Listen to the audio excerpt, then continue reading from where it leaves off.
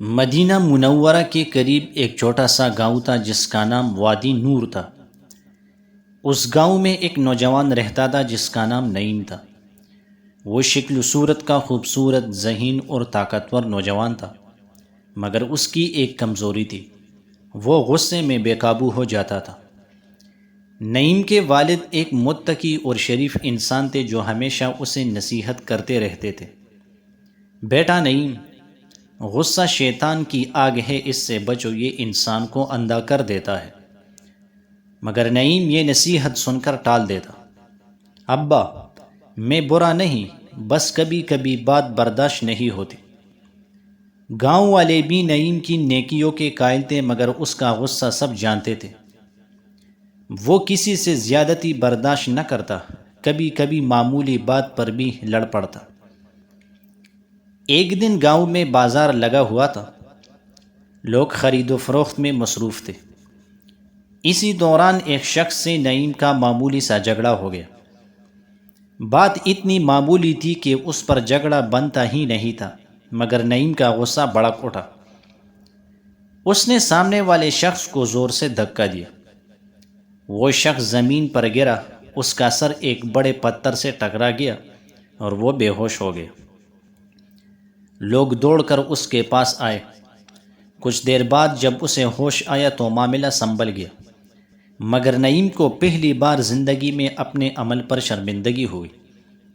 اس نے دیکھا کہ اس کے غصے سے دوسروں کو کتنی تکلیف پہنچتی ہے، لیکن یہ صرف آغاز تھا۔ چند دن بعد نعیم کھیتوں کی طرف جا رہا تھا کہ راستے میں ایک بوڑھا شخص ملا جو لاٹھی پکڑے بہت آہستہ چل رہا تھا۔ نعیم جلدی میں تھا، اس نے کہا، بابا جی، ذرا راستہ دیجیے۔ بوڑھے نے سنا مگر کمزوری کی وجہ سے جلدی ہٹ نہ سکا۔ نعیم کا غصہ پھر بھڑک گیا۔ اس نے بوڑھے کی لاٹھی پکڑی اور ناراضی سے گھسیٹ کر ایک طرف کر دیا۔ بوڑھا زمین پر گر گیا۔ لوگ جمع ہو گئے۔ وہ بوڑھا کسی کا باپ، کسی کا بزرگ، کسی کا استاذ تھا۔ سب نے نعیم کو ڈانٹا۔ نعیم کو اپنی حرکت پر بہت پچھتاوا ہوا، مگر بات اس حد تک بڑھ چکی تھی کہ لوگ اسے برا سمجھنے لگے۔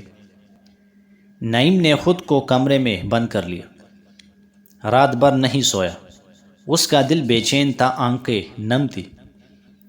صبح ہونے پر نعیم نے فیصلہ کیا کہ وہ کسی عالم دین کے پاس جائے گا اور اپنے دل کی کیفیت بیان کرے گا۔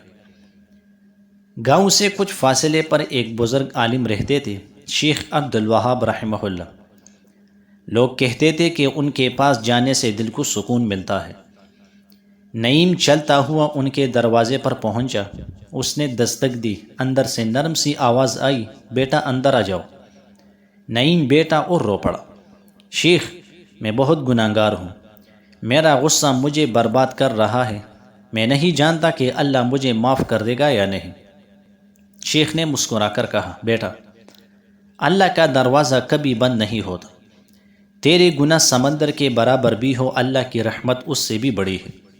پھر انہوں نے قرآن کی آیت پڑھی جس کا ترجمہ یہ ہے، اے میرے بندو، جنہوں نے اپنی جانوں پر زیادتی کی ہے، اللہ کی رحمت سے نا امید نہ ہو، بے شک اللہ سب گناہ معاف کر دیتا ہے۔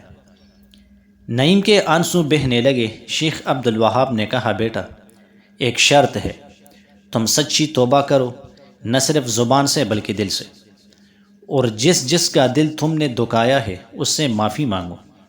نعیم نے عہد کیا کہ وہ ایسا ہی کرے گا۔ نعیم سب سے پہلے اس شخص کے پاس گیا جسے بازار میں دھکا لگا تھا۔ اس نے سر جھکا کر کہا، بھائی، میں غلط تھا، مجھے معاف کر دیجیے۔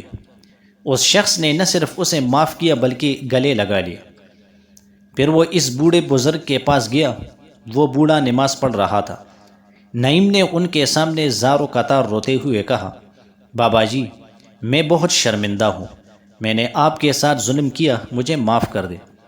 بوڑھے نے اس کی طرف دیکھا، مسکرائے اور کہا، بیٹا، میں نے اسی وقت معاف کر دیا تھا جب تم نے مجھے گرایا تھا، اللہ تمہارا دل پاک کرے۔ یہ سن کر نعیم کی روح کو سکون ملا۔ کچھ دن بعد گاؤں میں ایک شخص آیا جس کی شہرت تھی کہ وہ لوگوں کو غصے دلانے میں ماہر ہے۔ اس نے شوق سے نعیم کے بارے میں سنا اور کہا، میں دیکھتا ہوں کہ یہ نوجوان واقعی بدل گیا ہے یا نہیں۔ وہ بازار میں نعیم کے پاس آیا اور جان بوجھ کر اس سے الجھنے لگا، سخت باتیں کیے، آواز بلند کی، یہاں تک کہ اس نے نعیم کو دھکا بھی دے دیا۔ لوگ حیران ہو کر منظر دیکھتے رہے۔ نعیم کا دل زور زور سے دھڑک رہا تھا۔ شیطان اسے غصہ دلانے کی کوشش کر رہا تھا، مگر اس نے گہری سانس لی اور رسول اللہ صلی اللہ علیہ وسلم کی حدیث یاد آئی جس کا ترجمہ یہ ہے: طاقتور وہ نہیں جو مقابلے میں دوسرے کو گرا دے، بلکہ طاقتور وہ ہے جو غصے کے وقت اپنے نفس پر قابو رکھے۔ نعیم خاموش رہا اور نرمی سے بولا، بھائی، اگر میری کسی بات سے آپ کو تکلیف پہنچی ہے تو مجھے معاف کر دے۔ وہ شخص چونک گیا۔ لوگ بھی حیران رہ گئے، نعیم واقعی بدل چکا تھا۔ ایک دن نعیم فجر کی نماز کے بعد مسجد کے کونے میں بیٹھا دعا کر رہا تھا، اے اللہ، مجھے معاف فرما، میرا دل پاک کر دے، میرے غصے کو ختم کر دے۔ وہ مسلسل دعا کرتا رہا۔ اچانک اس نے دل میں عجیب سی نرمی اور روشنی محسوس کی، جیسے دل پر جمی ہوئی دھول دھل گئی ہو۔ شیخ عبدالوہاب نے دور سے یہ منظر دیکھا۔ وہ قریب آئے اور کہا، بیٹا، میں دیکھ رہا ہوں کہ اللہ نے تمہاری دعا قبول کر لی ہے۔ یہ دل کی نرمی اللہ کی رحمت کی نشانی ہے۔ نعیم کی آنکھوں سے آنسو بہہ نکلے۔ وقت گزرنے کے ساتھ نعیم کا دل پہلے سے زیادہ نرم ہو گیا۔ اب وہ گاؤں کے غریب بچوں کو پڑھاتا، بوڑھوں کی مدد کرتا، لڑائی جھگڑے ختم کراتا۔ لوگ کہتے، نعیم پہلے جیسا نہیں رہا، یہ تو بالکل بدل گیا ہے۔ نعیم جواب دیتا، میں کچھ نہیں ہوں، جو بھی ہے اللہ کی توفیق ہے۔ نعیم کی نرمی، عاجزی اور خدمت میں پورے گاؤں پر اثر ڈالا۔ لوگ اب اپنے غصے پر قابو رکھنے لگے، بوڑھوں کا احترام بڑھا، مسجد آباد ہو گئی۔ گاؤں کا نام پہلے بھی وادی نور تھا، مگر اب یہاں واقعی نور آنے لگا تھا، ہدایت، رحمت اور محبت کا نور۔ ایک دن شیخ عبدالوہاب نے نعیم کو بلایا۔ وہ کمزور ہو چکے تھے۔ انہوں نے نعیم کا ہاتھ پکڑا اور کہا، بیٹا، میں نے تم میں وہ تبدیلی دیکھی ہے جو کم لوگوں میں ہوتی ہے۔ یاد رکھو، سب سے بڑا مجاہد وہ ہے جو اپنے نفس سے لڑتا ہے۔ پھر وہ آیت تلاوت کی جس کا ترجمہ یہ ہے: بے شک اللہ توبہ کرنے والوں سے محبت کرتا ہے۔ نعیم کی آنکھوں سے آنسو بہہ رہے تھے۔ وقت گزرتا گیا۔ شیخ عبدالوہاب کا انتقال ہو گیا، مگر ان کی تربیت اور نصیحتیں گاؤں میں زندہ رہیں۔ نعیم اب گاؤں کے نوجوانوں کو سمجھاتا تھا، غصہ انسان کو گناہوں میں دھکیل دیتا ہے، مگر توبہ انسان کو اللہ کے قریب کر دیتی ہے۔ لوگ اس کی بات سنتے اور عمل کرتے۔ یوں نعیم نہ صرف خود بدل گیا بلکہ دوسروں کے دلوں میں بھی روشنی بکھیرنے لگا۔ توبہ کبھی دیر نہیں ہوتی۔ انسان چاہے کتنی ہی گناہ کر لے، اللہ کا دروازہ ہمیشہ کھلا رہتا ہے۔ بس شرط یہ ہے کہ توبہ سچی ہو، دل سے ہو، اور انسان دوبارہ وہ غلطی نہ کرے۔